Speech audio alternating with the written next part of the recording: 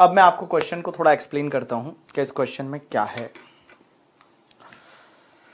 थोड़ा सैलरी का नॉलेज होना चाहिए, थोड़ा आईएफओएस का नॉलेज होना चाहिए, बहुत सारी चीज़ों का नॉलेज होना चाहिए। सर यही तो सीए फाइनल है कि जिसमें हर चीज़ का नॉलेज होना चाहिए। आप अपने आप को एक्सपर्ट होने चाहिए। आपको पता है सीपीटी जो दिया था आपने फाउंडेशन, उसमें आपका नॉलेज का लेवल इंस्टीट्यूट क्या लिखती है? बेसिक नॉलेज करके, ठीक है। When it's comes to the intermediate IPCC और पीसीसी, वहां लिखती है practical knowledge. And when it's comes to the CA final, वहां इंस्टीट्यूट लिखती है एक्सपर्ट नॉलेज। तो आपका नॉलेज है वो एक्सपर्ट लेवल का होना चाहिए when you are in the CA final, ठीक है। चलो एग्जाम्पल दे रखा है, mister X 32 years is salaried employed by A limited, is a finance adviser, मतलब बंदा सैलरी एम्प्लॉय है basically. His income and tax incentive for the previous year 2021 are as follows. उसका कुछ डिटेल दे रखा है आपको। उसकी बेसिक सैलरी है वो 40 लाख है पूरे साल की। तो 40 लाख सैलरी है, इसमें कोई डाउट नहीं है, कोई दिक्कत नहीं आएगी यहां पे। हाउस रेंट अलाउंस एचआरए उसको 90,000 मिला है, लेकिन ब्रैकेट में दे रखा है आउट ऑफ 90,000 60,000 का एग्जेम्प्ट है। 60,000 का आप 1013A में एग्जेम्पशन ले सकते हो 60,000 का। अब एक बात बताओ, नॉर्मल प्रोविजन के हिसाब से जाओगे तो आप एग्जेम्पशन लोगे, बट अगर आप 115 बीएसी लेते हो तो आप ये एग्जेम्पशन नहीं ले पाओगे 60,000 का। लीव ट्रेवल कंसेशन 195 है, लेकिन इसमें से एग्जेम्प्ट 180 है। तो अगर आप नॉर्मल प्रोविजन के हिसाब से जाते हो तो आप एग्जेम्पशन ले पाओगे, बट अगर आप 115 बीएसी लेते हो तो आप 10(5) का एग्जेम्पशन नहीं ले पाओगे। आपके पास बुक में दे रखा है कौन कौन सी एग्जेम्पशन, कौन कौन से बेनिफिट आप नहीं ले सकते अगर आप 115 बीएसी लेते हो तो।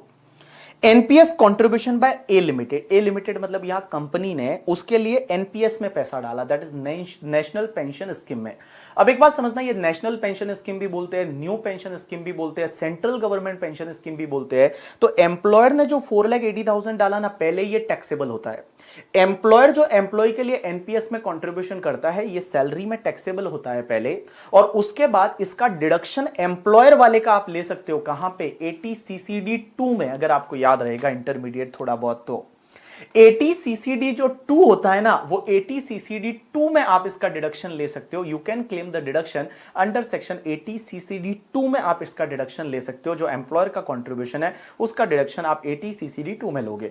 तो देखो, दोनों existing as well as new section के हिसाब से आप पहले सैलरी में टैक्सेबल करोगे, और 80CCD 2 तो मिलता है ना।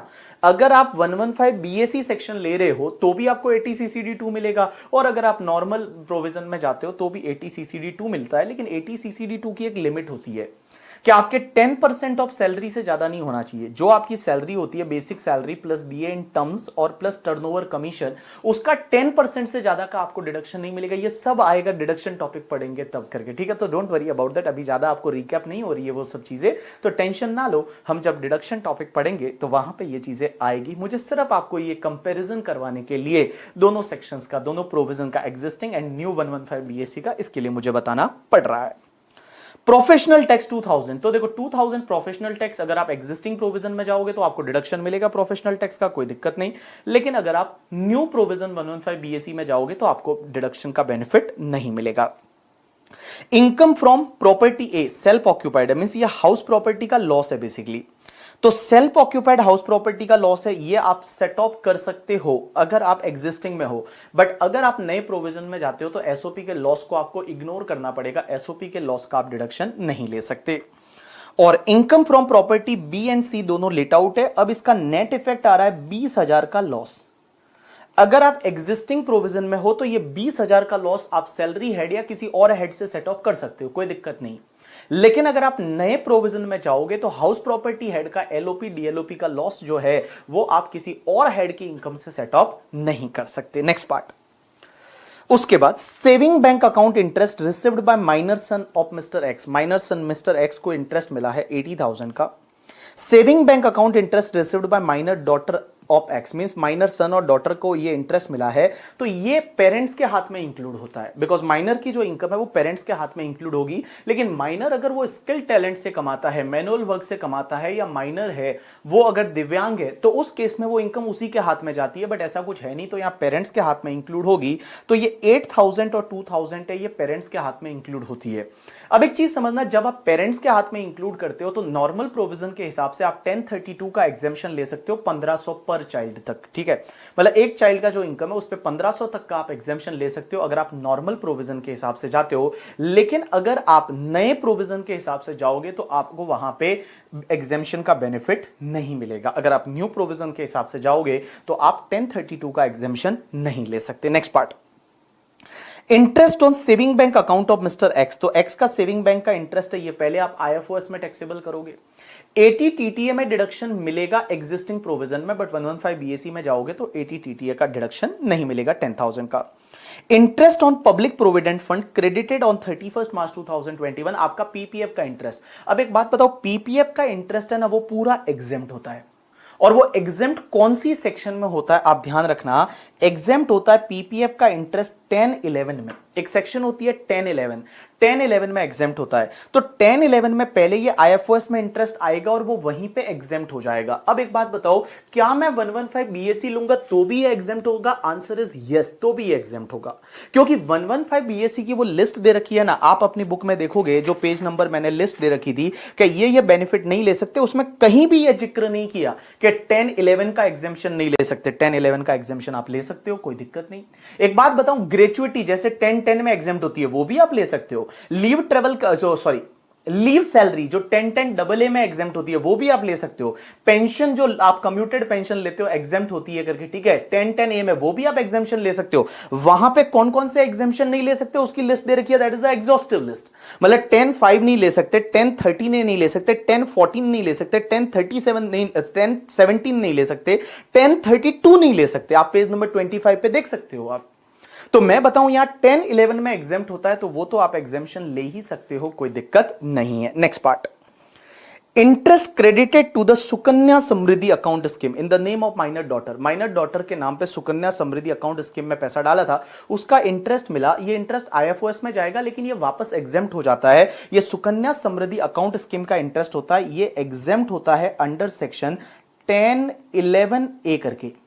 एक सेक्शन होती है 1011 ए और ये 1011 ए में एग्जेम्प्ट हो जाता है, तो ये दोनों प्रोविजन में आप एग्जेम्पशन ले सकते हो, कोई दिक्कत नहीं है। Deduction under section 80D, 80E, 80EA, 80EB and 80G, ये सब मिला के 2,81,000 का डिडक्शन है। आप एग्जिस्टिंग प्रोविजन में ले सकते हो, न्यू में आप नहीं ले सकते। एनपीएस कंट्रीब्यूशन खुद का, देखो खुद का जो एनपीएस कंट्रीब्यूशन होता है, एनपीएस में न्यू पेंशन स्कीम या सेंट्रल गवर्नमेंट पेंशन स्कीम मैं बोल सकता हूं, ये खुद का जो एनपीएस कंट्रीब्यूशन है ना, इसका डिडक्शन आप ले सकते हो कहां पे पता है? एक तो होता है 80CCD1 में और एक 80CCD1B में। 1B में आप 50,000 तक का ले सकते हो, ठीक है, और बाकी वाला बचता है वो 1 में ले सकते हो, वैसा करके। तो आप अगर नॉर्मल प्रोविजन में जाओगे तो इसका डिडक्शन आप ले सकते हो। अब वो कितना ले सकते हैं, क्या ले सकते हैं, वो अपन देखेंगे। PPF contribution by x, x का जो पीपीएफ का कंट्रीब्यूशन है ये आप ले सकते हो 80C में। पीपीएफ का कंट्रीब्यूशन 80C में जाएगा, बट ये आप नॉर्मल प्रोविजन में ले सकते हो, आप 115 बीएससी के हिसाब से नहीं ले सकते। X wants to know whether he should opt for alternative taxation regime for assessment year 21-22 और नॉट। ये आपसे पूछता है कि भैया ये अल्टरनेटिव टैक्सेशन रिजिम में जाए या नहीं जाए, आप उसको एडवाइस करो। तो चलो अपन इसको एडवाइस करने जाएंगे। मैं यहां पे पहले तो जितने मैंने क्वेश्चन करवाए दोनों अलग अलग बार बार सॉल्व किए, मैं यहां पे एक साथ ही सॉल्व करूंगा। पर्टिकुलर एक लिखूंगा, कॉलम 2 लिखूंगा, नॉर्मल प्रोविजन और 115 बीएससी। तो क्या होगा, मेरा टोटल इनकम मुझे वहीं दिखेगा कि कहां, क्योंकि मुझे बार बार लिखने की जरूरत नहीं पड़ेगी, मैं एक ही टेबल में ये चीजें आपको समझा दूंगा और फिर दोनों का टैक्स लायबिलिटी निकालेंगे। जहां बेटर रहेगा वो वाले ऑप्शन के साथ में अपन जाएंगे। तो आप यहां से लिखना चालू करोगे इस पेज पे, जो ये तुम्हारा पेज नंबर 33 है, यहां पे आप पूरा अच्छे से टेबल बनाओगे। कैसे बनानी है मैं आपको बताता हूं, ठीक है। चलो तो अपन चलते हैं इस क्वेश्चन एग्जाम्पल 3 की ओर। और ये बहुत प्यारा एग्जाम्पल है जिसमें 3 एग्जाम्पल से आपका ये सेक्शन बहुत अच्छे से क्लियर हो जाता है कि क्या क्या चीजें मिलेगी और क्या क्या चीजें नहीं मिलेगी। तो देखो example number 3, mister x previous year 2021, assessment year 21-22।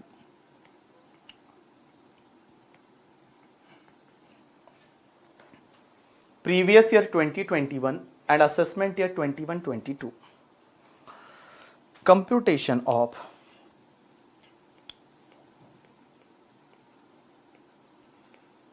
Total income and tax liability. Computation of total income and tax liability. चलो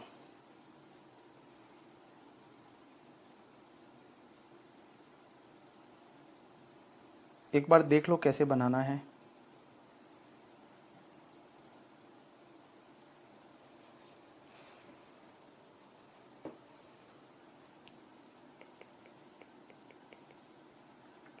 पर्टिकुलर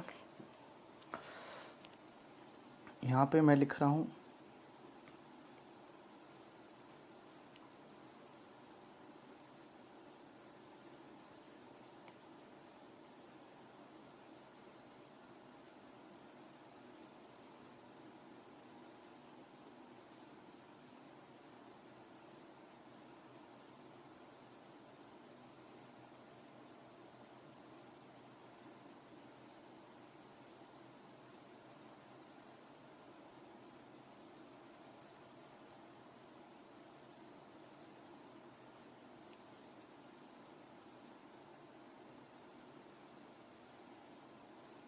दो कॉलम बनाओगे और इसके इंटरनल भी दो कॉलम।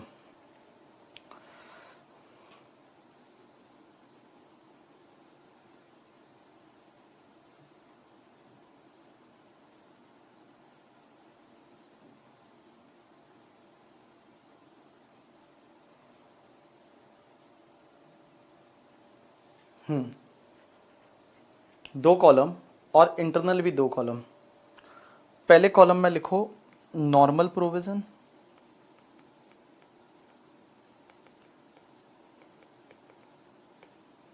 और सेक्शन 115 BAC, और दोनों अमाउंट कॉलम। चारों कॉलम में अमाउंट लिखो, क्योंकि कभी कभी वो एग्जामिशन वगैरह लेनी होगी तो मैं इंटरनल कॉलम में लूंगा। चलो ऐसी एक बार टेबल बनाओ सब लोग।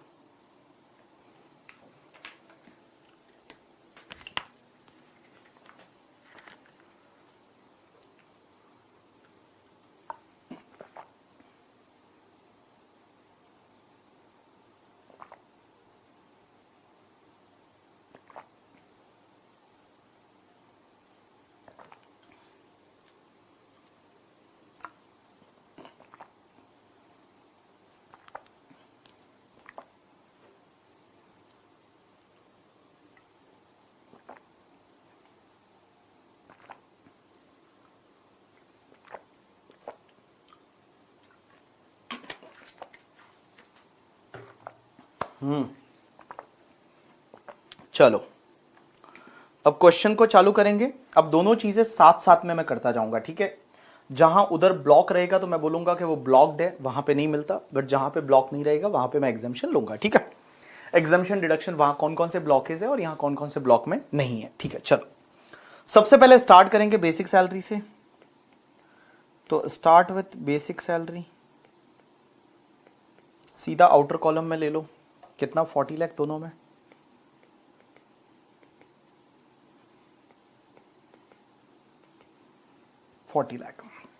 उसके बाद HRA। अगर मैं HRA की बात करूं तो हाउस रेंट अलाउंस जो है HRA इंटरनल कॉलम में लेंगे। 90,000 है, नॉर्मल प्रोविजन में एग्जेम्पशन मिलेगा, less exempt under section 1013A कितना है? 60,000। तो आउटर कॉलम आ जाएगा आपका 30,000। बट मैं अगर 115 BAC की बात करूं तो HRA आपका 90,000 है, एग्जेम्पशन आपका ब्लॉक्ड है, नहीं मिलेगा, तो एज इट इज 90,000 है, वो आपका बाहर आ जाएगा। एज इट इज 90,000 आपका बाहर आ जाएगा। चलो HRA के बाद आपका leave travel concession LTC, leave travel concession 195 है, माइनस एग्जेम्प्ट अंडर सेक्शन 10(5) कितना है 1,80,000, तो 1,80,000, तो यहाँ पे आपका 15,000 बाहर आएगा, यहाँ 1,95,000, बट आपका एग्जेम्पशन ब्लॉक्ड है, तो 1,95,000 है, वही आपका टैक्सेबल हो जाएगा। 1,95,000 एज इट इज आपका टैक्सेबल हो जाएगा आउटर कॉलम में 115 BAC में। चलो LTC के बाद NPS contribution by A limited 12% इन्होंने सैलरी का NPS में डाला है, कोई दिक्कत नहीं, दोनों में टैक्सेबल होगा। NPS कॉन्ट्रीब्यूशन बाय एम्प्लॉयर कितना है 480, तो सीधा 480 आउटर कॉलम ही ले लो, 480 दोनों में टैक्सेबल होगा 480। चलो उसके बाद में पेमेंट ऑफ प्रोफेशनल टैक्स, ठीक है, सैलरी का और तो कहीं कुछ इनकम नहीं है, तो उसी को टोटल कर दो। जब सैलरी का और कहीं आपको इनकम दिख नहीं रहा है, वो NPS कॉन्ट्रीब्यूशन वो तो खुद की जेब से उसने किया हुआ है, सैलरी का और कहीं कोई इनकम नहीं है, ठीक है, तो एक काम करो, यहीं पे इसकी कर दो टोटल, और इस टोटल को बोल दो ग्रॉस सैलरी, और ग्रॉस सैलरी कितना आया, तो मैं बोलूँ 40 lakh plus 30,000 plus 15,000 plus 4,80,000, it's comes to the 45,25,000, और उधर 40 lakh plus 90,000 plus 1,95,000 plus 4,80,000, it's comes to the 47,65,000। Check करते जाना, सही है ना टोटल, आप लोग भी करना, ऐसा नहीं कि लिखते जाओ बस।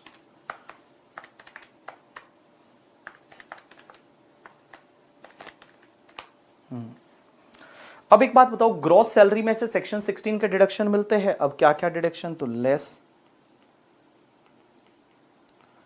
डिडक्शन अंडर सेक्शन 16, और 16 में एक तो मिलता है प्रोफेशनल टैक्स का डिडक्शन, और एक आपको स्टैंडर्ड डिडक्शन मिलता है 50,000 का एम्प्लॉय को, तो स्टैंडर्ड डिडक्शन 50,000।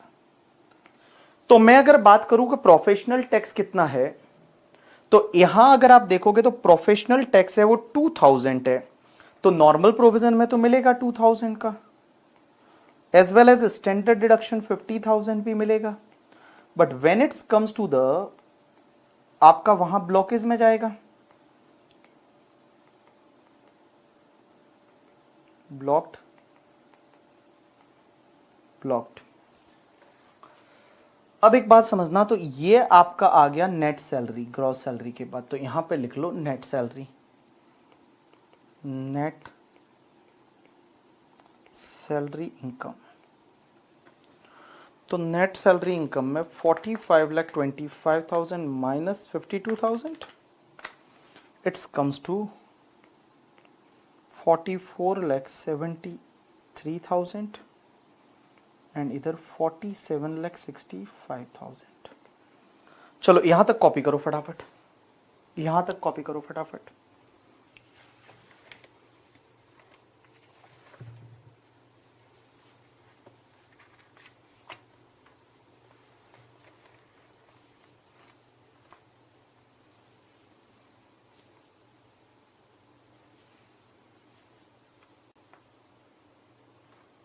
चलो अब एक बात समझना आप लोग, अपन इसके बाद में चलते हैं हाउस प्रॉपर्टी पे, ये सैलरी का इनकम यहां कंप्लीट हो जाता है। चलो अब अपन चलेंगे इनकम फ्रॉम हाउस प्रॉपर्टी। तो इनकम फ्रॉम हाउस प्रॉपर्टी में एक बात बताओ, एक तो एसओपी का आपका लॉस है, सेल्फ ऑक्यूपाइड प्रॉपर्टी का लॉस 1,05,000 है, और एलओपी का भी लॉस आ रहा है बेसिकली। तो मैं बोलूं सेल्फ ऑक्यूपाइड प्रॉपर्टी की अगर मैं बात करूं तो एसओपी और उसके बाद एलओपी, एलओपी में, एसओपी में प्रॉपर्टी ए है, एलओपी में property B and property C, right. तो पहली प्रॉपर्टी का लॉस है दैट इज 1,05,000। अब एक बात बताओ, पहली प्रॉपर्टी एसओपी का लॉस है 1,05,000, ठीक है। दूसरा प्रॉपर्टी का प्रॉफिट है 60,000, तो मैं बोलूं आपका, और तीसरी प्रॉपर्टी एलओपी है उसका 80,000 का लॉस है। तो मैं अगर आपको बोलूं कि ये 1,05,000 का जो लॉस है एसओपी वाला, इसका आप डिडक्शन ले सकते हो हाउस प्रॉपर्टी का, कोई दिक्कत नहीं। एंड 1,05,000 प्लस 20,000 का लॉस इधर से और आ रहा है, तो आपका एलओपी का लॉस 20,000। अब एक बात बताओ, एसओपी का लॉस 1,05,000, एलओपी का लॉस कितना 20,000, तो टोटल लॉस हो गया 1,25,000। क्या सैलरी से सेट ऑफ कर सकते? आंसर इज यस, कर सकते हैं। आप एक बात बताओ, नॉर्मल प्रोविजन की अगर मैं बात करूं, 115 बीएससी को गोली मारो, तो नॉर्मल प्रोविजन के हिसाब से हाउस प्रॉपर्टी हेड के लॉस अदर हेड से सेट ऑफ हो सकते हैं मैक्सिमम 2 लाख तक के, मैक्सिमम 2 लाख तक के लॉस है वो अदर हेड से सेट ऑफ हो सकते हैं। तो यहां पे तो अपने कितने हैं, यहां 1,05,000 और 125 है तो सेट ऑफ हो जाएगा। तो मैं सैलरी से सेट ऑफ करूंगा, यहां पे तो 1,05,000 एज इट इज ले लूंगा, और यहां पे 20,000 है वो भी मैं ले लूंगा। ये नॉर्मल प्रोविजन में तो सेट ऑफ हो जाएंगे, कोई दिक्कत नहीं है। लेकिन जब मैं बात करूंगा तुम्हारे किसकी, 115 बीएससी की, तो 115 बीएससी के हिसाब से ये पहला वाला जो एसओपी का है ये तो ले ही नहीं सकते, ये तो आपका ब्लॉक्ड है। और उसके बाद ये 20,000 जो है ये सेट ऑफ नहीं कर सकते, ये 20,000 लॉस जो आपका रहेगा, ये 20,000 लॉस को सेट ऑफ नॉट अलाउड। मैं बोलूं और किसी हेड से हाउस प्रॉपर्टी का एलओपी डीएलओपी का लॉस सेट ऑफ नहीं कर सकते किसी और हेड से, तो सेट ऑफ अलाउ नहीं होगा। तो मैं बोलूं अब आप बताओ, यहां हाउस प्रॉपर्टी का हेड का इनकम सेट ऑफ करने के बाद तुम्हारा इनकम कितना बचता है, तो मैं यहां पे लेके जाता हूं दोनों साइड से 4765 उधर, तो कोई दिक्कत नहीं है, ठीक है, बिकॉज वो 20,000 का लॉस सेट ऑफ नहीं हो सकता किसी और हेड से। लेकिन यहां पे पहले वाले में तो हो सकता है, एसओपी का लॉस भी ले सकते हो और सेट ऑफ भी हो सकता है। तो 44,73,000 माइनस में करूंगा 1,25,000, इट्स कम्स टू 4348। समझा कि नहीं? 4348 4348। अब अपन आईएफओएस का इनकम लेंगे, बिजनेस का इनकम है नहीं, कैपिटल गेन है नहीं, आईएफओएस सीधा। चलो मैं इस टेबल को थोड़ा बढ़ा रहा हूं पहले।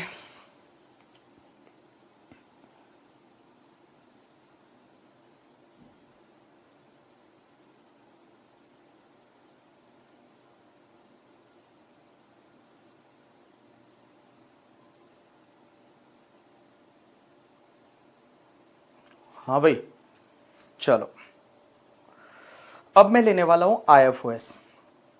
हाउस प्रॉपर्टी हो गया, बिजनेस नहीं है, कैपिटल गेन नहीं है, आईएफओएस। तो इनकम फ्रॉम अदर सोर्सेस, और इनकम फ्रॉम अदर सोर्सेस में देखो कौन कौन सी इनकम है। तो इनकम फ्रॉम अदर सोर्सेस में saving bank interest of minor son X, तो सेविंग बैंक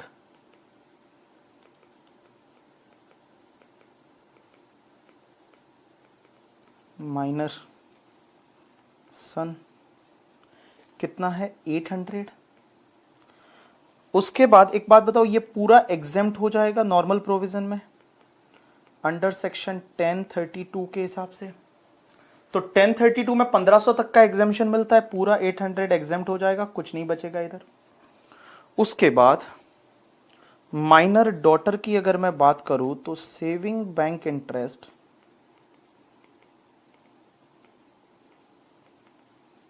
आपका माइनर डॉटर कितना है 2000।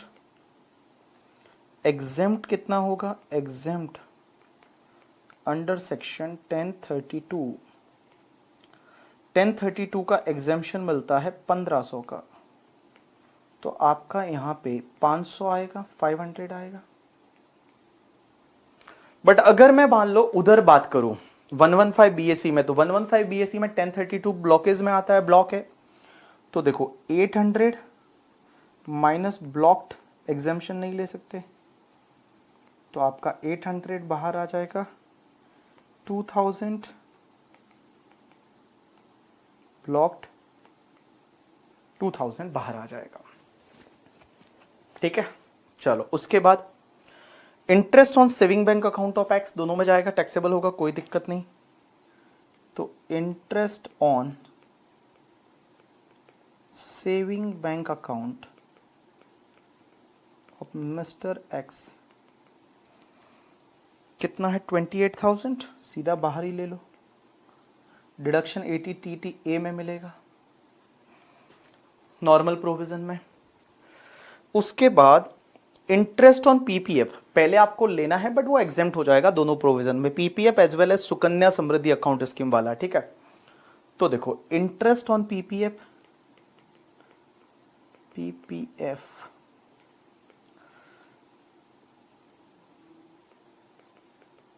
और एग्जेम्प्ट हो जाएगा अंडर सेक्शन 1011, और 1011 का कोई ब्लॉकेज नहीं है। ठीक है, दूसरा इंटरेस्ट ऑन सुकन्या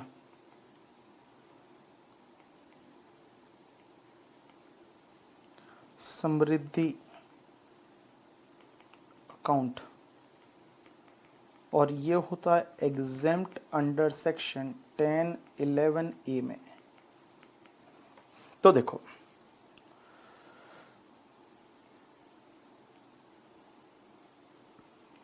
कितना है पीपीएफ का इंटरेस्ट, 355, तो यहां 355 और पूरा एग्जेम्प्ट हो जाता है, नील। इधर भी 355, और अगर आप उसमें जाते हो तो भी इसका ब्लॉकेज नहीं है, ले सकते हो, कोई दिक्कत नहीं। 29,000 पूरा एग्जेम्प्ट हो जाता है, पूरा एग्जेम्प्ट हो जाता है। चलो उसके बाद में आपका सुकन्या हो गया, फिर डिडक्शन की बात हो रही, एनपीएस कंट्रीब्यूशन खुद का है, उसका डिडक्शन मिलेगा, पीपीएफ कंट्रीब्यूशन का डिडक्शन मिलेगा। चलो अब आप एक काम करो, इसकी लगाओ टोटल, और जो टोटल लगाओगे इस टोटल को मैं बोलूंगा, इस टोटल को मैं बोलूंगा ग्रॉस टोटल इनकम।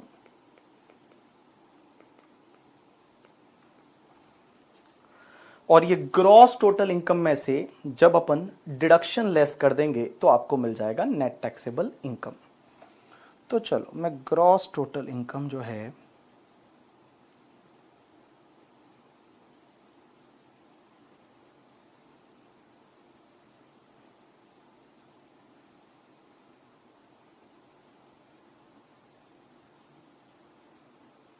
निकालो, निकालो कितना आता है gross total income.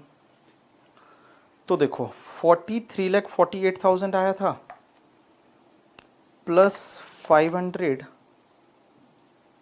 Plus 28,000, it's comes to 43,76,500। और दूसरा तुम्हारा 4765 प्लस 800 प्लस 2000 प्लस 28,000, 47,95,800।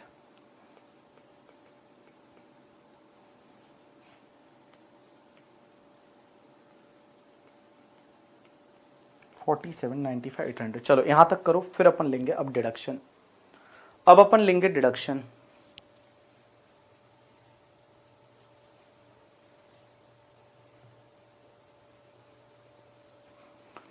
चलो अब अपन लेंगे deduction.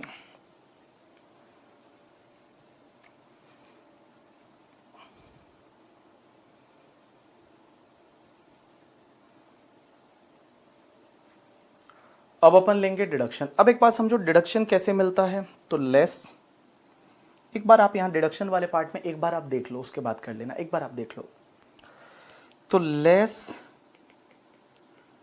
Deduction under chapter 6A और 6A के डिडक्शन कैसे मिलेंगे? तो 80C वाइज चलते हैं। तो 80C का एक पीपीएफ कंट्रीब्यूशन दे रखा है, देखो लास्ट लाइन में पीपीएफ कंट्रीब्यूशन 80C में जाएगा। तो मैं बोलूं 80C में आप लोगे पीपीएफ कंट्रीब्यूशन, और पीपीएफ कंट्रीब्यूशन जो है वो कितना है 20,000। अब एक बात बताओ मुझे, पीपीएफ कंट्रीब्यूशन आपका 20,000 है और उसमें तो ब्लॉक में जाएगा, उसमें ब्लॉक्ड। अब एक बात बताओ मुझे, यहां प्रॉब्लम यह है कि एनपीएस कंट्रीब्यूशन है। एनपीएस कंट्रीब्यूशन एक तो एम्प्लॉयर का होता है, एक खुद का एम्प्लॉय का होता है। अब एक बात बताऊं, एम्प्लॉय का एनपीएस कंट्रीब्यूशन है ना, उसका डिडक्शन आपको 80CCD1 में मिलता है। आपको थोड़ा इंटरमीडिएट को थोड़ा रिवाइज करवाता हूं, इधर देखो डिडक्शन पढ़ेंगे अपन, डोंट वरी। बट मैं बताऊं, जो एनपीएस कंट्रीब्यूशन होता है, खुद का एनपीएस कंट्रीब्यूशन, उसका डिडक्शन 80CCD1 में मिलता है। और 80CCD1 में मिलता कितना है पता है? खुद का कंट्रीब्यूशन या फिर 10% of salary, which ever is lower. तो खुद का कंट्रीब्यूशन और 10% of salary which ever is lower का इसमें मिलता है। अब एक और चीज समझना, एक सेक्शन हुआ करती है 80CCD1B, और 80CCD1B बोलती है कि खुद के कंट्रीब्यूशन का आप 50,000 का डिडक्शन 1B में भी ले सकते हो। तो आप 1B में 50,000 ले सकते हो। मैं खुद के कंट्रीब्यूशन, एम्प्लॉय के कंट्रीब्यूशन की बात कर रहा हूं, एम्प्लॉयर का कंट्रीब्यूशन अलग है। एम्प्लॉय जो खुद का कंट्रीब्यूशन करता है उस पर डिडक्शन 80CCD1 में मिलता है एंड 1B में मिलता है। अब 1B में 50,000 मिलता है और 80CCD1 में आपका 10% ऑफ सैलरी और जितना contribution which ever is lower. लेकिन एक चीज समझो आप लोग, आपको अगर याद रहेगा तो आपने एक इंटरमीडिएट में एक सेक्शन पढ़ी थी 80CCE करके, और वो 80CCE क्या बोलती थी पता है? कि आपका 80C plus 80CCC plus 80CCD1, ये तीनों मिला के आपका 1,50,000 से ज्यादा नहीं हो सकता। याद आया आपको या नहीं आया? आपको याद आया या नहीं आया? ऐसा इंटरमीडिएट में पढ़ा था कि 80C, 80CCC एंड 80CCD1 ये तीनों मिला के आपका 1,50,000 से ज्यादा नहीं हो सकता। ये तीनों का जो कंबाइंड है, ये कंबाइंड मिला के आपका 1,50,000 से ज्यादा नहीं हो सकता। अब एक चीज समझना, ये 80CCE की लिमिट में ये तीन चीजें ही आती है, 80C, 80CCC एंड 80CCD1। ये 80CCD1 भी नहीं आता है, 80CCD1B है, ये 1B नहीं आता। अब एक बात बताओ, मैं अगर सिंपल सी बात बोलूं आपको कि आपका जो एनपीएस का कंट्रीब्यूशन है कितना 4 लाख और उसका सैलरी कितना है 40 लाख, तो 40 लाख का 10% करोगे तो 4 लाख है, पूरा डिडक्शन 4 लाख का मिल सकता है। अब एक बात बताओ आप मुझे एक बात बताओ, अगर आप ये जो 4 लाख है आपने क्या किया? अब इधर देखो, मेरी तरफ देखो, मेरी तरफ देखना आप लोग।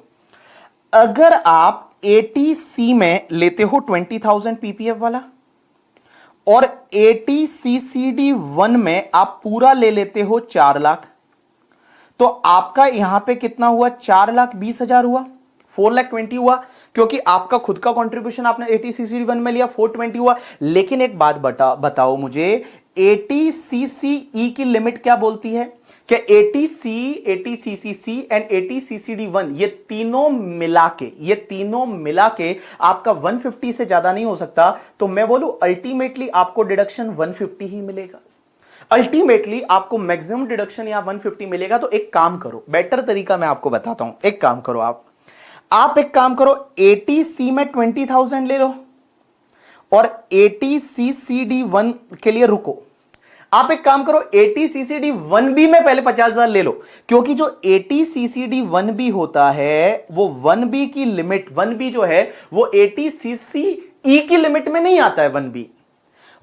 तो आप एक काम करो, 50,000 यहां पे लो, तो 50,000 आपको यहां डिडक्शन मिल जाएगा, कोई दिक्कत नहीं। अब एक बात बताओ, रिमेनिंग उधर लो, तो रिमेनिंग कितना लोगे? 350 इधर लोगे।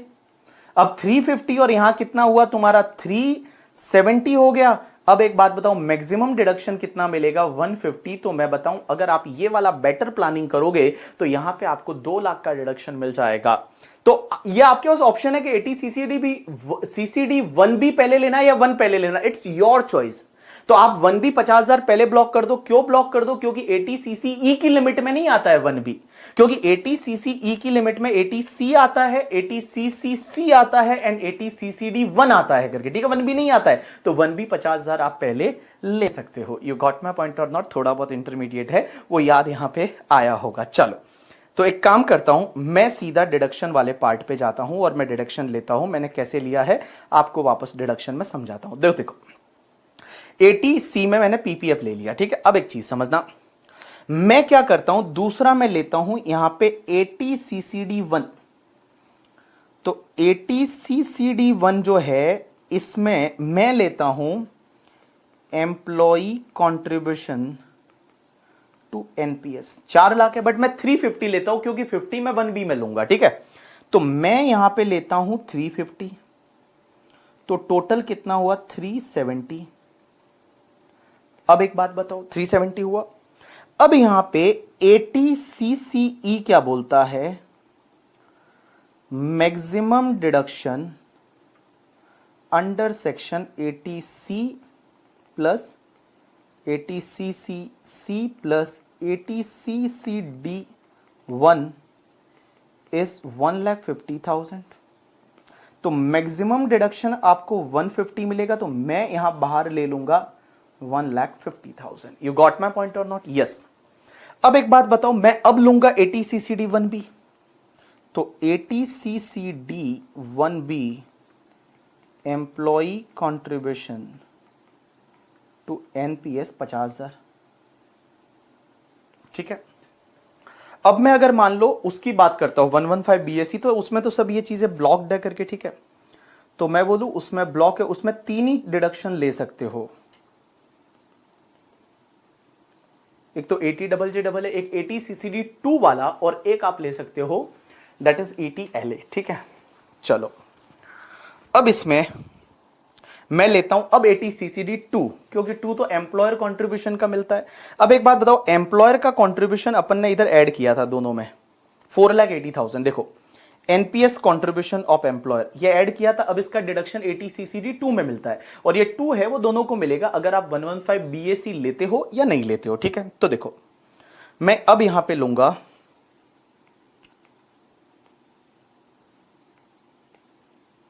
80ccd2 that is employer contribution to NPS, और ये डिडक्शन कितना मिलता है पता है, जितना एम्प्लॉयर का कंट्रीब्यूशन है और 10% of salary which ever is lower.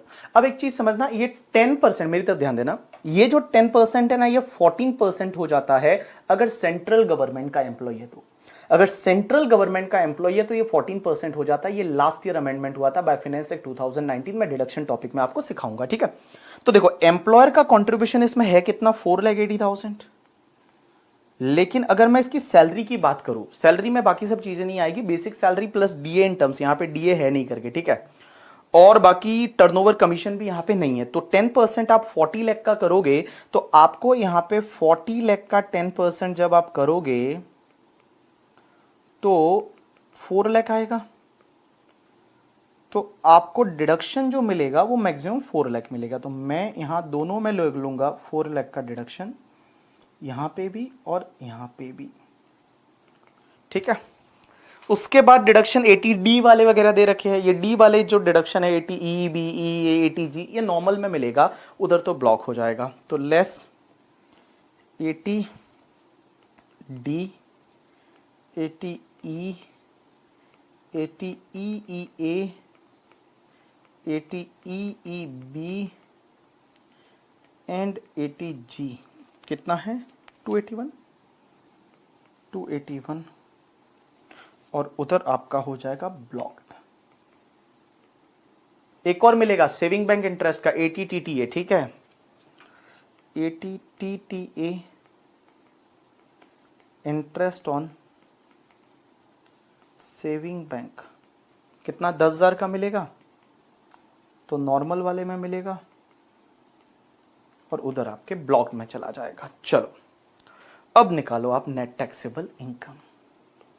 कितना बड़ा क्वेश्चन था ना, बट सब चीजें आ गई इसमें।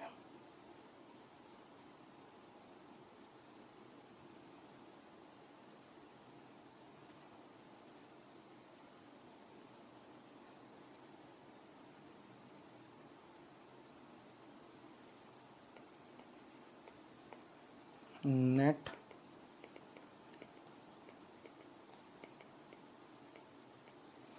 या फिर total income, net taxable income या टोटल इनकम कितना आता है देखो।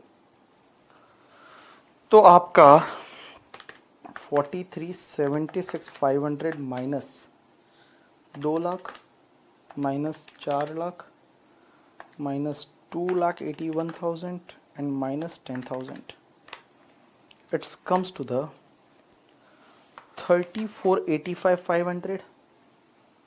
तो देखो 34,85,500, 34,85,500। दूसरा 47,95,800 में से 47,95,800 में से आपका कितना जाएगा, सिर्फ 4 लाख जाएगा। तो आपका हो जाएगा 43,95,800।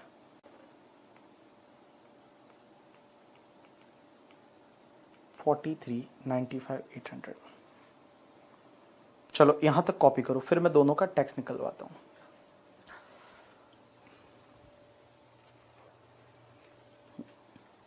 चलो अब दोनों का टैक्स निकालते हैं। ये हो गया। तो देखो कंप्यूटेशन ऑफ टैक्स लायबिलिटी, दोनों एक ही साथ निकाल देता हूं, इधर ये उधर ये। तो computation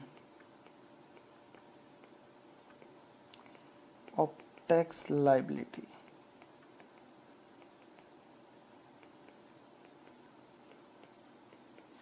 computation of tax liability normal provision में और उधर 115 बीएसी में।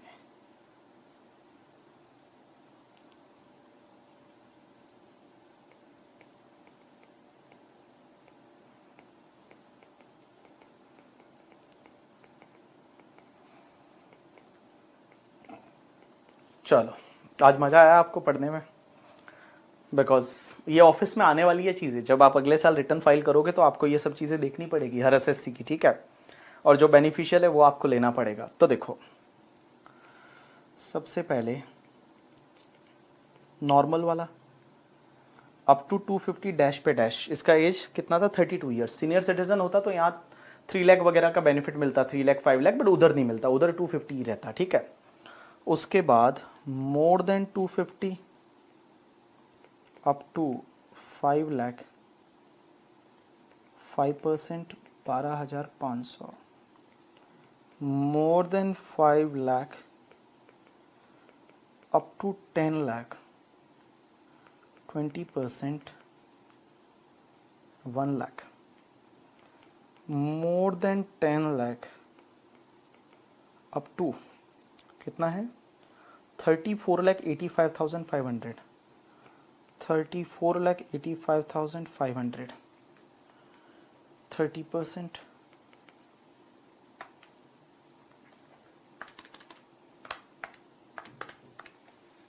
7,45,650,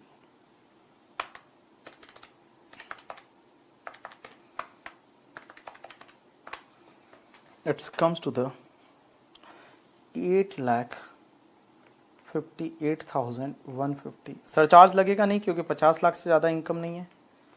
add health and education cess @4%, 34,326, 892,476,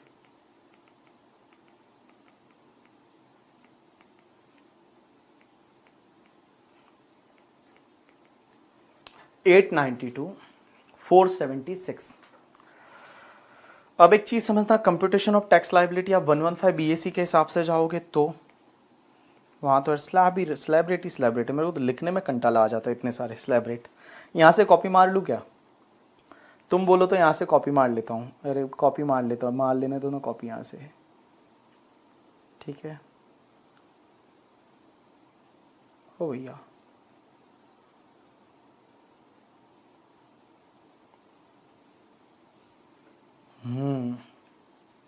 बोलोगे सर कितना काम चोर हो आप। देखो आपसे इतना लिखने को नहीं होता है सर इतनी देर इतने इसको यहाँ लाने में लग रहा है, उतने में तो आप लिख लेते। मेरे को कितना मज़ा आया, तुमको क्या बताऊँ मैं। देखो वाह चलो जहाँ चेंज करना है वहाँ चेंज कर देता हूँ। तो 15 लाख से लेके और आपका कितना है 43,95,800।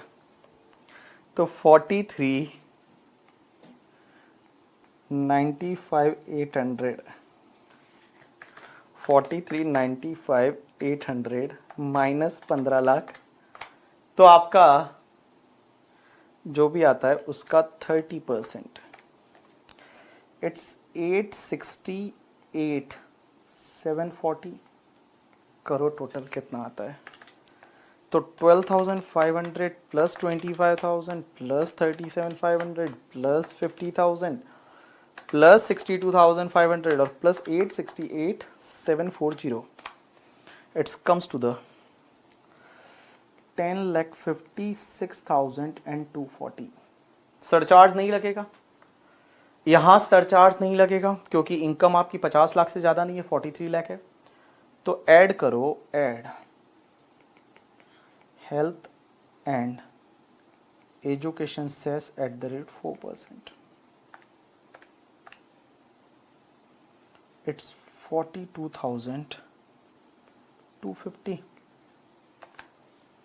तो आपका 10,98,490 हो गया net payable. Net tax payable बेटा बेटर क्या है, 115 BAC या नॉर्मल प्रोविजन? 115 BAC या नॉर्मल प्रोविजन? तो मैं बताऊं नॉर्मल प्रोविजन ज्यादा बेटर है, क्योंकि नॉर्मल प्रोविजन के हिसाब से आपका जो टैक्स आ रहा है वो सिर्फ 8,92,476 आ रहा है और 115 BAC के हिसाब से 10,98,490 आ रहा है। Then better to go with the normal provision. तो आपका कंक्लूजन रहेगा यहाँ पे कि since net tax payable is lower in normal provision, so assessee should opt normal provision, he should not opt 115 BAC करके। ठीक है, फालतू में 115 BAC के साथ जाने की जरूरत नहीं, आप नॉर्मल प्रोविजन के साथ जाओगे तो assessee has to opt the normal provision. Normal provision is better since his tax liability is lower in normal provision. You got my point और नॉट? अरे बोलो ना, समझा कि नहीं समझा?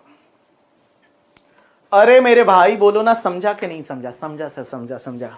चलो, तो आज अपन ने ऑल्टरनेटिव टैक्सेशन रिजिम चालू किया और ऑल्टरनेटिव टैक्सेशन रिजिम में एक सेक्शन पढ़ी 115 BAC। अब ऑल्टरनेटिव टैक्सेशन रिजिम में कुछ सेक्शन बाकी है, कौन कौन सी? तो मैं बता दूं, 115 BA बाकी है, 115 BAA बाकी है, 115 BAB बाकी है, 115 BAC आज कर लिया, BAD, ये 4 सेक्शन बाकी है। बट ये 4 सेक्शन कोई इतनी डिफिकल्ट नहीं है, इतना याद रखने की जरूरत नहीं जितना आज आपने याद रखा है। आज आपने बहुत सारी चीजें याद रखी तो इतना याद रखने की जरूरत नहीं, बट ये सेक्शन हम PGBP के साथ पढ़ेंगे। जैसे ही PGBP हो जाएगा उसके बाद में मैं आपको ये सेक्शन पढ़ाऊंगा, क्योंकि यहाँ पे कंपनी की टैक्स रेट, मैन्युफैक्चरिंग होता क्या है, मैन्युफैक्चरिंग में क्या क्या नहीं आएगा, वैसी सब चीजें आएगी। ये क्या है बेसिकली मैं बताऊं कि 115 BA बोलती है 25% टैक्स रेट कंपनी पे, 115 BAA बोलती है 22%, 115 BA बोलती है 15%, 115 BAD बोलती है आपका कोऑपरेटिव सोसाइटी पे 22%। तो ये कैसे है, क्या है, क्योंकि वहां मैट की भी कुछ चीजें आएगी एंड ऑल, सो वो सब चीजें अपन थोड़ा लेटर पार्ट में पढ़ेंगे। तो आज आपका टैक्स रेट वाला टॉपिक खत्म हो जाता है, एक्सेप्ट ये 4 सेक्शन जो स्पेशल रेट्स वाली है वो मैं आपको बाद में पढ़ाऊंगा PGBP के बाद में। तो कल से हम चालू करेंगे नया topic and from tomorrow we are going to start with the capital gain. Capital gain पढ़ने वाले हैं, सो आपको बहुत मजा आने वाला है कैपिटल गेन में। आज आप इतना काम करना, जो मैंने आपको पढ़ाया वो पढ़ के आओगे, रिवाइज करके आओगे, और जो क्वेश्चंस आपको 3 कराए वो क्वेश्चंस आप ढंग से रिवाइज करके आने वाले हो। ठीक है, चलो थैंक्स अ लॉट पीपल, आज के लिए इतना बहुत है। कल अपन चालू करते हैं नए टॉपिक के साथ में, कैपिटल गेन के साथ में।